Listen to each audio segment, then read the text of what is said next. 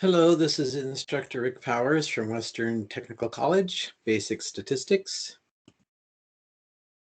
Lesson 24, Confidence Intervals, Introduction. This topic is considered by many scholars to be the most important in statistics.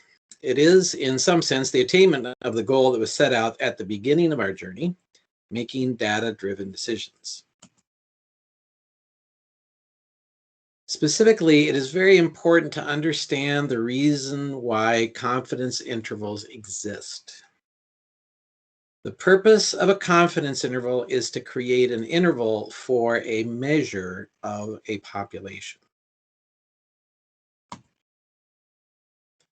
Many students do not understand the difference between a sample and a population. In fact, sometimes students use the phrase sample population, which is not correct. Recall that the population is a large group and we want information about the population. The sample is a small group, which is selected from the population. We don't have any trouble measuring the sample because we have all of that data. But we cannot directly measure the population. It's too large.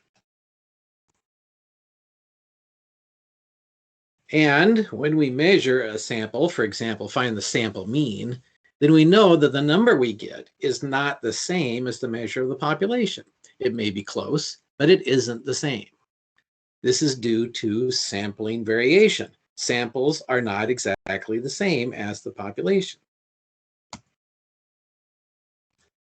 However, sometimes it is possible using mathematical tools to be able to know something about that variation. Specifically, if we know how much variation is in our samples, then we can construct an interval which may contain the population measurement.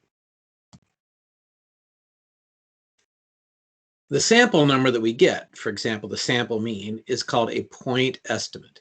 It's not worth very much because we know it is not correct. However, we can use that point estimate with other information to create an interval estimate. And then we can have more confidence that the interval contains the actual population number. Think about it this way. If you try to hit a small spot on a wall from 3 feet away by throwing a grape, you will miss a lot of times.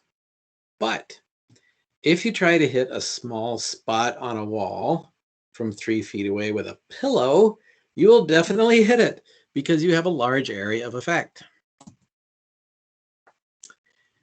In the same way, if we say the sample mean is 2.5, so the population mean is 2.5, then most likely we're wrong. But if we say the population mean is between 1.8 and 3.2 with mathematical reasons, then we have a higher chance of being correct. Once again, the confidence interval is not a way to figure out the sample measurement. We already have that number. The confidence interval is a way to locate an interval for the population measurement. We express our level of confidence based on how often we expect to hit our target by using a specific process. Then we use the Greek letter alpha to indicate our chance of being wrong. Often it's a decimal number. 90% confidence is the same as alpha equals 0.10, etc. Statistical tradition says that alpha is often 0.05 since we want being wrong to be an unusual event. Other common values are alpha of 0.01 and 0.10.